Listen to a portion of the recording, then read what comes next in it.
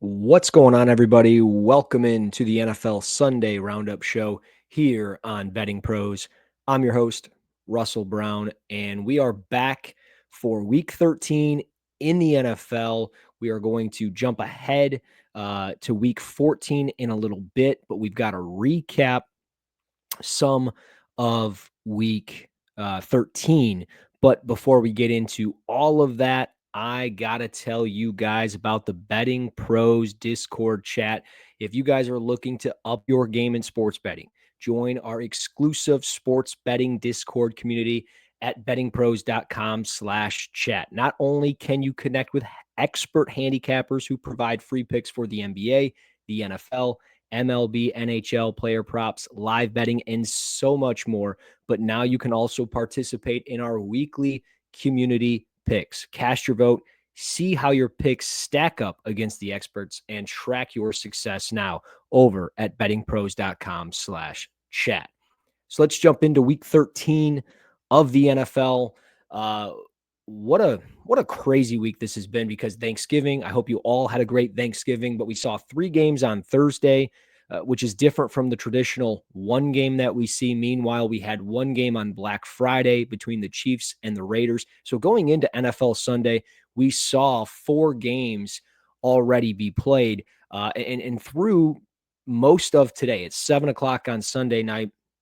Doing this show a little bit earlier than we normally do, and I'm recording in a little bit of a different spot. But favorites in the NFL are 11-1 straight up this week. We've got 4 games left to play. There's 2 games currently going on. We've got Monday Night Football still left to be played, and of course Sunday Night Football. But favorites just straight up 11-1. If you bet them straight up, maybe you parlay them somehow, or if you can find any value on some of those heavy favorites, you probably did pretty well. Now, if you did it on the spread, things obviously change a little bit. But let's jump into some notes on week 13. Let's start with Thursday. Let's start with the New York Giants. This was a team that, look, they were already bad, and somehow it got worse with them. They benched Daniel Jones, and then they released him after he requested his release. They turned the starting job to Tommy DeVito and not Drew Lock, which kind of created animosity, it felt like, in the locker room. They got spanked by the Buccaneers 2 weeks ago. Then Tommy DeVito got hurt, and then they turned that quarterback job to Drew Lock, who goes to Dallas to play on Thanksgiving, and he didn't look very good in the first half, and then they got beat easily by the Cowboys. But most importantly, for the betting market out there, this is a team that I think you can fade moving forward. They have not covered the spread in 7 straight games. They are 0-7 against the spread. They've got no direction. They've got no quarterback. I don't know what this team is moving forward. I think you can fade them.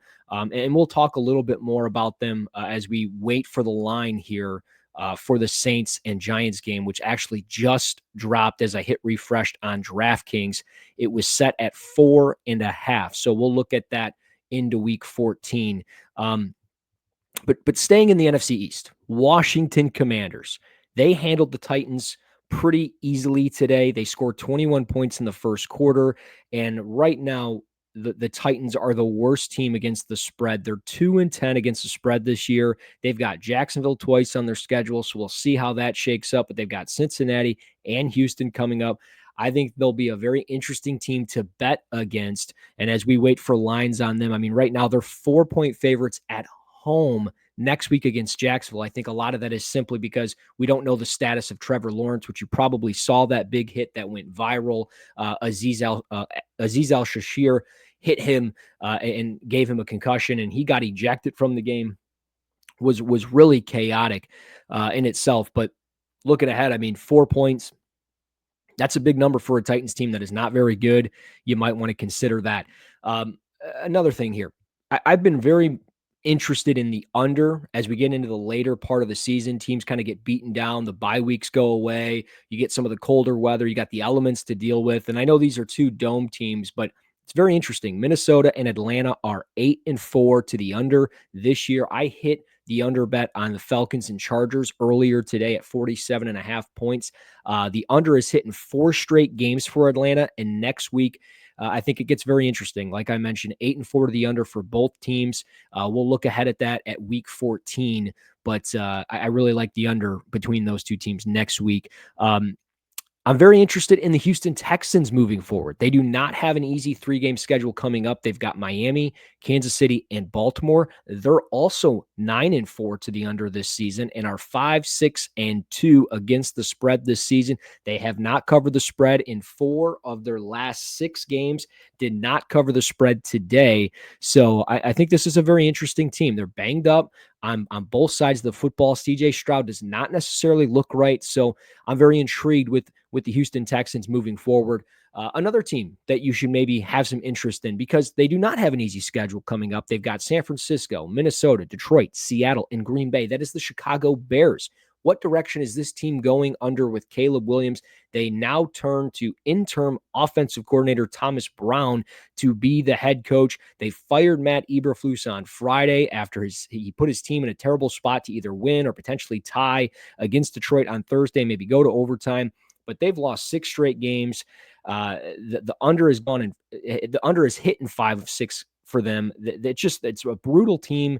That's just, I don't know. They're not really going in the right direction, and with a brutal schedule, very intrigued with them, but they're worth noting after week 13 because they're making some changes with the coaching staff. And speaking of brutal, speaking of changes within the coaching staff, we've already seen this team do it once this year. The New York Jets, just a weird, bad season it's been for them. They fired their head coach, like I said. Aaron Rodgers is not playing particularly well. They brought in his buddy Devontae Adams. That addition's not really working out for them. Breece Hall spoke to the media today, said he's been very just tired. It's a tiring season. I'm not going to go into, all the quotes that he said, but for the betting market out there, the Jets are the first team. This stat is pulled from ESPN Bet. The Jets are the first team in the Super Bowl era to be favored in 9 of their first 12 games and have a record of 3-9 or worse. They're 3-9. They're just a bad football team. They don't have an easy schedule coming up either. And the way they're playing, you might want to fade them as well, depending on what the spreads are in their games. Miami, they've got twice on their schedule, Buffalo, Jacksonville, and the Rams. And when you look ahead to week 14, they open as 7-point road dogs in Miami. So interesting there. And speaking of Miami, we've got some notes on the Miami Dolphins. They played on Thanksgiving and they did not look very good in the cold weather against Green Bay, which is to be expected. If anything, from what we saw last year in the playoff game in Kansas City, they did not play well there. They did not play well against Green Bay on Thursday. This is a 5-7 team that probably won't get into the playoffs. Let's just call it what it is. And if they do, they'll more than likely get a cold weather game, whether it's Kansas City or Buffalo, because they're probably going to be the last seed to get in, and they'll probably play the 2 seed, which will either be Kansas City or Buffalo at this point. But I don't think they get in. But for us bettors out there, this is a Miami team that is 2-6 against the spread versus non-division teams this season. 3 out of their next, that's not conference teams, that's division. So teams that are in their division, the Patriots, the Jets, the Bills. But 3 out of their next 5 games are versus non-division teams at Houston, at Cleveland, San Francisco. Also, 3 of those 5 games are on the road. They're 1-5 to the over when they're away from home this year. So when they're the away team, they're 1-5 to the over. They're not doing very well against the spread. So the Dolphins, I know they're home against the Jets this week. So that might be a good enough line for you to bet at 7. Maybe you find something in there with a same game parlay. But the Dolphins are very intriguing the rest of the way after a very bad performance, I thought, against the Green Bay Packers in week 13. Let's jump into week 14. Let's look ahead here to some of the lines that we're seeing. I'm going to start with Thursday. Look, I hate suggesting betting against my team as I have the Lions jersey on. I've got the Lions hat on, or the Lions hat, Wings hat on. Very Detroit type of show right now. But Thursday night football, Green Bay plus 4.5 at -105 at Detroit. I hate suggesting betting against the Lions, but I think it's evident. The Lions are winning. And they've covered the spread in 9 games this year, but they're so banged up. I just think it's so evident with how banged up that they are to maybe fade them a little bit here on that number. They didn't cover the spread last week against the Bears.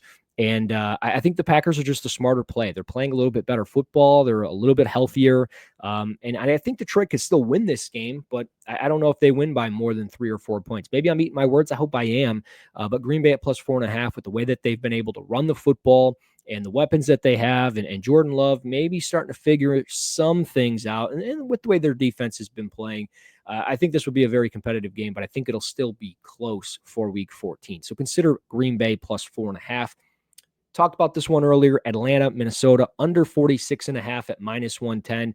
I'll probably jump on this one tonight, and then I'll probably wait and see what it looks like later on in the week, and I'll probably jump on it again depending on where the direction goes. But like I mentioned, both teams are 8-4 to the under this year. The under has hit 4 straight games for Atlanta. They didn't look very good today. I don't know how Kirk Cousins is going to look playing against Minnesota next week, so I really like that one. I mentioned Saints and Giants. I didn't have this one up there yet, just simply because it wasn't available until I started recording. But the Saints are 5-6 against the spread this year. Actually, 5-7 now because they just lost. 5-6 against the spread this year. They've covered 3 straight games against the spread, and the Giants haven't covered in 7 straight games, like I mentioned, with how bad they are. I think the Saints minus 4.5 here at minus 110 is a relatively smart play. I know this will be in New York, but I cannot put any trust in the Giants whatsoever. Dexter Lawrence is probably done for the year with an elbow, so I'm going to lean towards the Saints here. And then lastly, looking at Monday Night Football next week, which we will talk about this game again next Sunday night when I do the Monday Night Football bet, which we will get into here in a minute to close out the show. But I like the over in this game between Cincinnati and Dallas next Monday night. Cincinnati is 9-3 to the over this year. It's hitting 5 straight for them. I mean, their defense played so bad that the Steelers went off today for over 500 plus yards of offense. The Dallas Cowboys, they're 8-4 to the over. It's hitting 3 straight for them. This could be a game we circle back to, like I mentioned on Sunday night, but I really like that total at 47.5. And I think Vegas will probably adjust it a little bit, maybe make it higher depending on availability of certain players on both sides of the field. So I'll lean towards the over on that one. So let's jump into Monday Night Football. Before I do, you guys know it, I got to tell you about our same game parlay builder over at BettingPros. If you're looking to build your own same game parlay, check out the BettingPros same game parlay builder. Combine multiple bets within a single NFL game, leveraging insights like correlated bet recommendations, EV ratings, cover probability, and so much more. Perfect your betting strategy by analyzing our overall correlation grades and projections, and stay ahead by following the latest same game parlays placed by fellow bettors. So start building winning parlays today, right here, right now at bettingpros.com/parlays or in the Betting Pros sports betting app, which you can get for absolutely free. So check it out. We're going to be doing that right here, right now with Monday Night Football. We're going to jump right in with the Cleveland Browns going to Denver to play the Broncos. I like the over in this one of 42 points at minus 108. This is on DraftKings. In the Browns' last 3 games, the over has hit 2 times. As for the Broncos, the over has hit in 6 out of 8 games with how the Broncos offense is clicking with Bo Nix at quarterback, and Jameis is always due for a big play or two, maybe a big drive or two. We've got Jerry Jeudy returning to Denver. I think that this could be a fun one on Monday night with the total, so we're gonna mess with it. Meanwhile, bet number 2, I like Bo Nix over 1.5 passing touchdowns at plus 120. I think when you look at the Broncos, they've been playing much better in the last, 6 or 7 games, and a lot of that is to credit to Bo Nix and what he's been able to do with commanding the offense. We mentioned about the over in the Broncos' last 8 games. Nix has been able to throw the football. In 6 of his last 8 games, he's thrown for 2+ touchdowns. He's done it in 3 straight games too. So this just feels like the right play. He's building really good rapport with Courtland Sutton, who we're going to get into for bet number 3 here. But I just really like Bo Nix here in this spot. And again, with bet number 3, Courtland Sutton, he is the primary target. He's the number 1 guy in the passing offense here with the Broncos. He mixes, Bo Nix will mix a bunch of different players in, for a catch or two. but in his last 5 games, Cortland Sutton has recorded 6+ receptions for 70+ yards or more in each game. The Browns give up about 10 receptions per game to wide receivers, and with Sutton being the number one option, I think this is a very favorable number for him.